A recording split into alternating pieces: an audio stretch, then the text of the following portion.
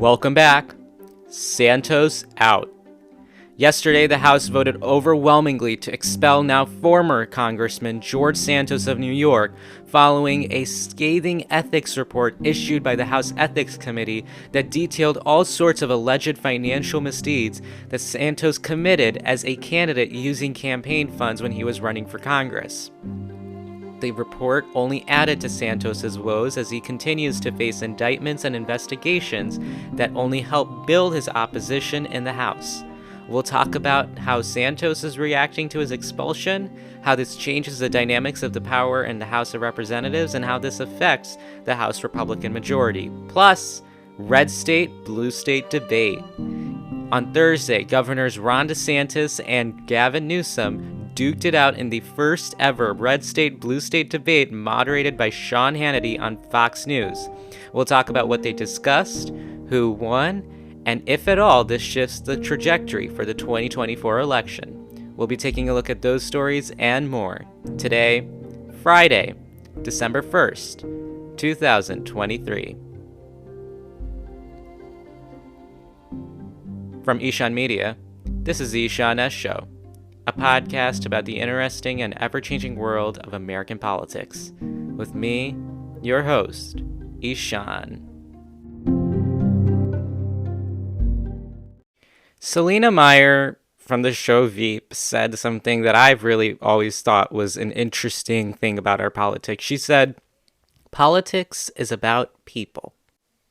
In the show, the creators of the show were going for this ingenuine effect by saying politics is about people as some sort of like lame stump speech that politicians use to say that they care about the people when they really don't. They just say it because that's what they're told to say by their staff because that's what sounds like it resonates, right? That mockery that we once saw of a few politicians has become politics in general. And I find it so hard to believe sometimes just the direction in which this country is going when it comes to our politics, where we see weirdos making it into Congress, making it into the Senate, making it in everywhere in all aspects of life. I always have said we need common sense leadership, and it doesn't matter if you're a Democrat or a Republican. I've always felt this way, that we lack some common sense of leadership. And I think this week kind of is the pinnacle of American politics in this day and age.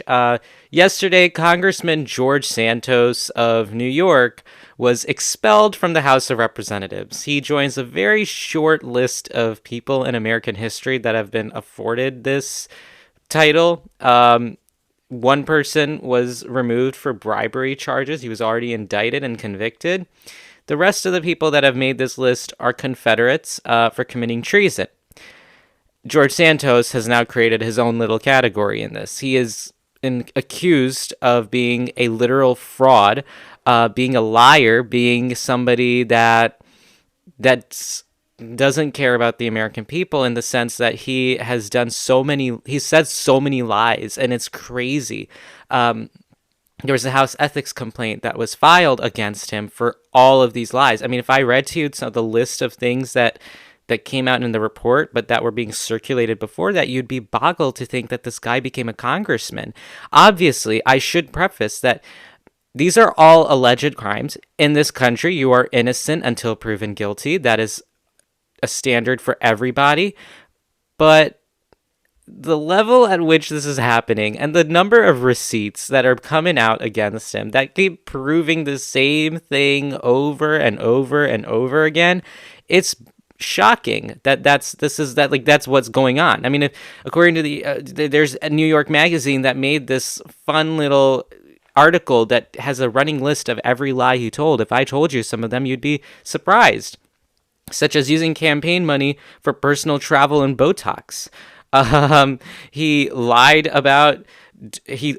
to donors and used their money to make purchases at Hermes and adult websites and Sephora. He Something else he did, he allegedly lied to collect unemployment benefits. He allegedly committed identity theft. He has allegedly lied to Congress. He reimbursed himself for loans he did not make. He lied about where he went to high school, and then he lied about where he went to college. He lied about working on Wall Street. He lied about where his money comes from. He lied about being a volleyball star. He lied about founding an animal charity. He may have ripped off an Amish dog breeder with a bad check. It's there's so much on that list that I could read to you, but I just noticed that I spent a minute and a half listing lie after lie after lie after lie. But this is that guy. Okay. So George Santos did not have a lot going for him coming into this vote. He faced 2 expulsion votes for other lies that he told previously. Both of those motions failed, and it was by pretty comfortable margins, actually, one may say. But this time there was an ethics complaint filed, I think, back in January that essentially put Santos's very questionable, shady behavior under the spotlight of a House committee that's job it was to investigate this unusual ethics issue. And before the Thanksgiving break, the House committee issued their report, and the report detailed a lot of these campaign fund issues that we are now seeing and that I was just talking about. Like, these are actual things that are happening that are being reported on, that the news found, that now the House is confirming. And so where there wasn't a strong opposition to Santos before, there was a huge one all of a sudden after that report, because the report put into light actual accusations of what's going on. And now House Republican leadership, for their part, was not terribly excited about this, because obviously they have a very tiny margin, and this tiny margin is not something that they would want to make even smaller. And if Santos left, a Republican, that would further legitimize Mike Johnson's very narrow majority. And they don't, and as we've covered on this show, with the majority that's small for Republicans, there is very little room for error. 1 or 2 votes here, 1 or 2 votes present, and bam, it's all over. So there were talks of the vote being very close. They were saying that we would reach the 2/3 majority probably, but that it would be so close. Then the vote happened, and it was overwhelming. Here is the clip of Speaker Johnson, the guy who was not really excited about this. Here is Speaker Johnson reading out the official tally to the Congress. Take a listen. On this vote, the yeas are 311, the nays are 114, with 2 recorded as present. 2/3 voting in the affirmative, the resolution is adopted, and a motion to reconsider is laid upon the table. And so with that vote, Santos is now no longer a representative in the U.S. Congress, for better or for worse. It's your call.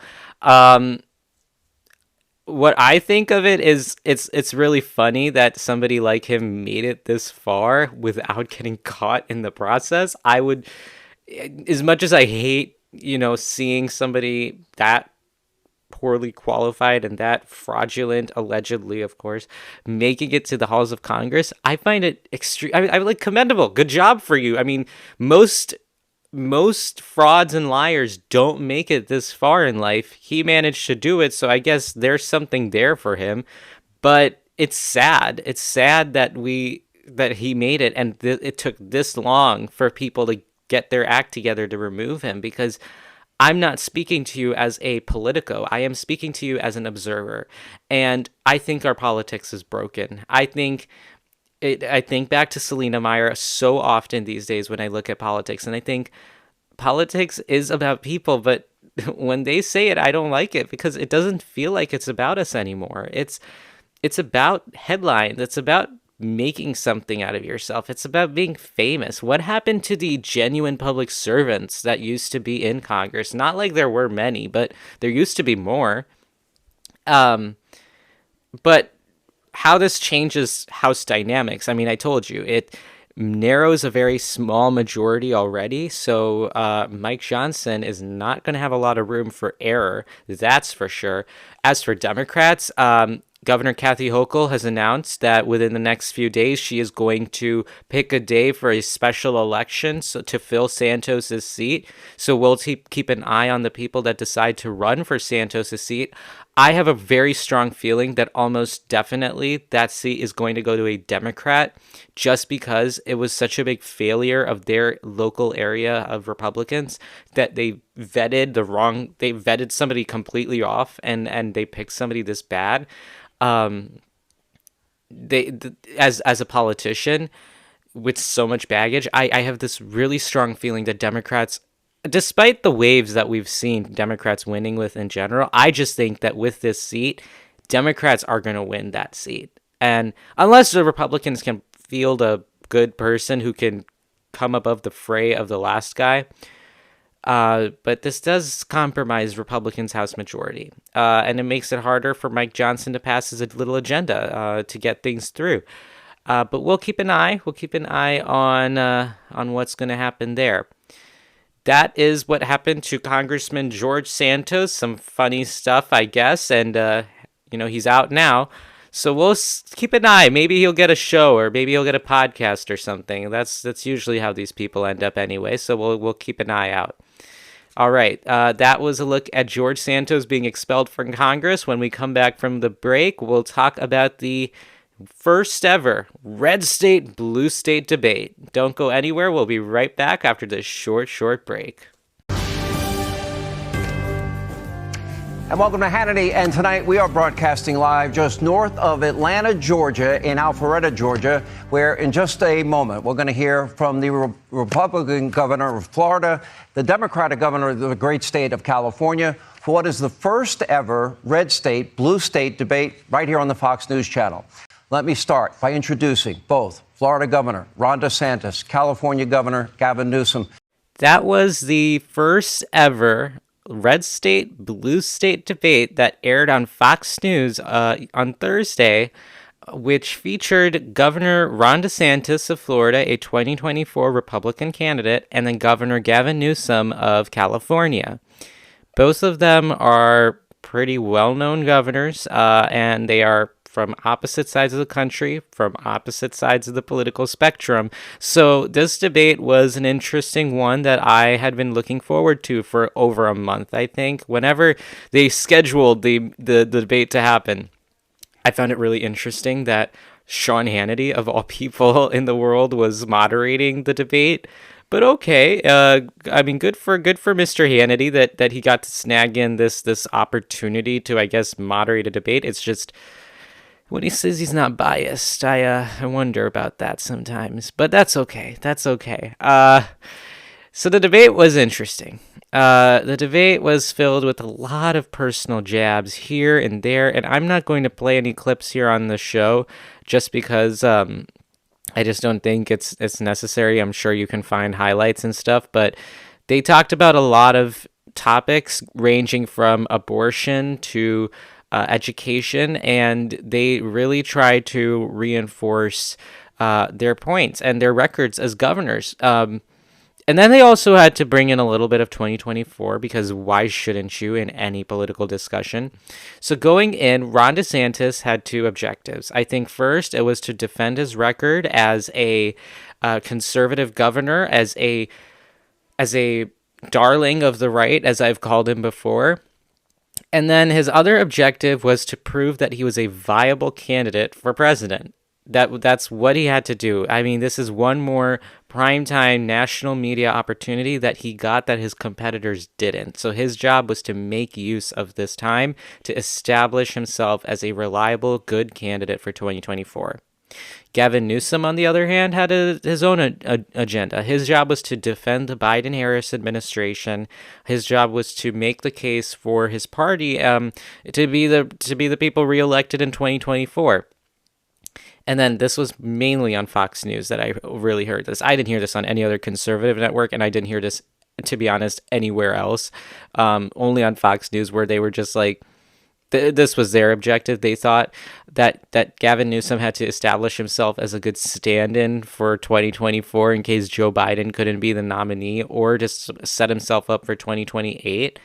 And I think that second part made some sense to me, because if I'm not wrong, California governors are term limited. I could be wrong, but the way I remember it is that they are usually term limited. So Gavin Newsom doesn't have much to do in a few years. So this might be a nice springboard for him to enter into the national political sphere. I mean, both of them have been, him and DeSantis, have been bickering for years over their handling of the COVID-19 pandemic.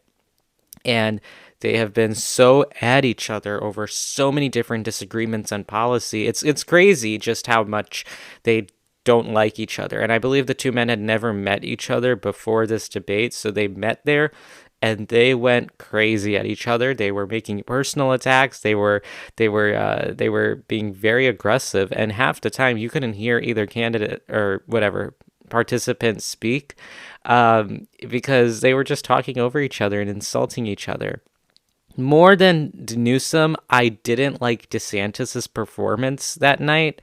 I think he was really annoying.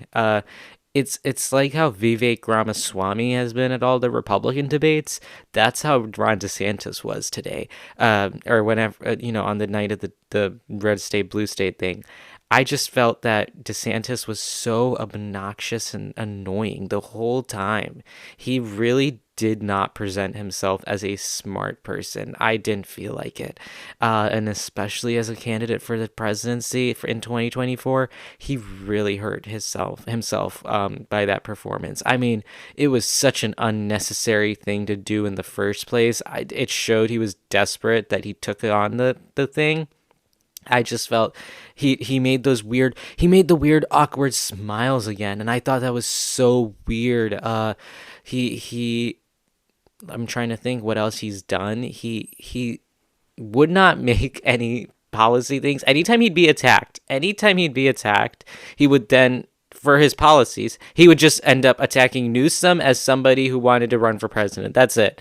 Like, literally, there was no other good argument that DeSantis would make every time he was attacked. He's not, and I've said this before, DeSantis is not a good debater. He is not somebody who's good when he's put on the spot. He's really bad at that sort of thing. So I feel bad for Ron DeSantis' team, and if they're not feeling the embarrassment of making their candidate do this, then I'll feel bad for them. This was not a smart choice at all. It was a very poor decision, and I think it's going to hurt DeSantis for sure. If people even remember it, that's the thing. Newsom, I think, did well. Just plainly observing, I think Newsom did quite well on the stage. He was very fact-based, he was very policy-based, and he was outnumbered 2-1 on that stage, because Sean Hannity, I felt, did not let him speak as much. Even so Newsom was interrupting, but that was just because he was trying to get his time. Sean Hannity would cut him off, or Sean Hannity would interrupt him during his talking. Hannity was not interrupting DeSantis. So I felt Newsom made the most out of his time, and if there had to be a winner, it was Newsom. As for whether or not this shifts dynamics, I honestly don't think so. I think this was a wholly unnecessary debate for DeSantis. I think it wouldn't help anybody, but it did hurt him. I think there were the few people that might have watched this with their money in mind definitely saw him as less reliable.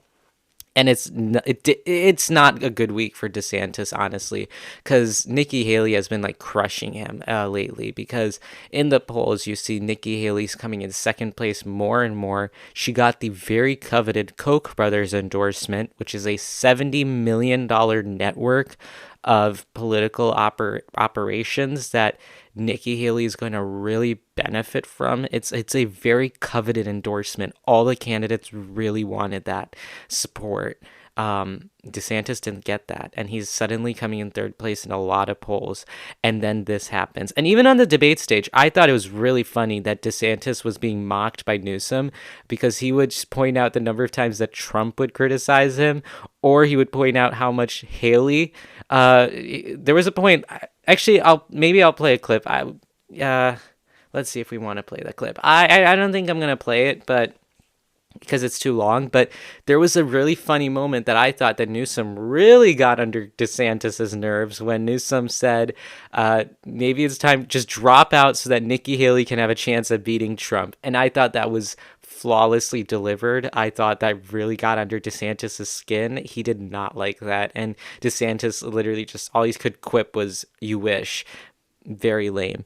But yes, that was the fun little interesting little red state, blue state debate. I like the concept. To Sean Hannity's credit, I like the concept. I like having a Republican governor and a Democrat governor duking it out and debating red state, blue state policies instead of like just an election debate. Election debates are fun, don't get me wrong, but having those substantive policy debates where neither has like this very immediate agenda, I like that. I thought it was nice, and it was a nice primetime activity, and I think it's an exercise that we should be doing more in our politics because it's more about defending your positions as opposed to making a jab and trying to earn some news moment. But yes, that was the fun Republican red state, blue state debate on Fox News. We'll see if they do any more, and I'm looking forward to next week's debate, so stay tuned for that. We might do some fun coverage there. Subscribe to the SeanNessShow.com, add your name to our email list, follow us on Instagram, and I'll see you guys soon. I'll see you guys next week. All right, thanks. Bye, guys.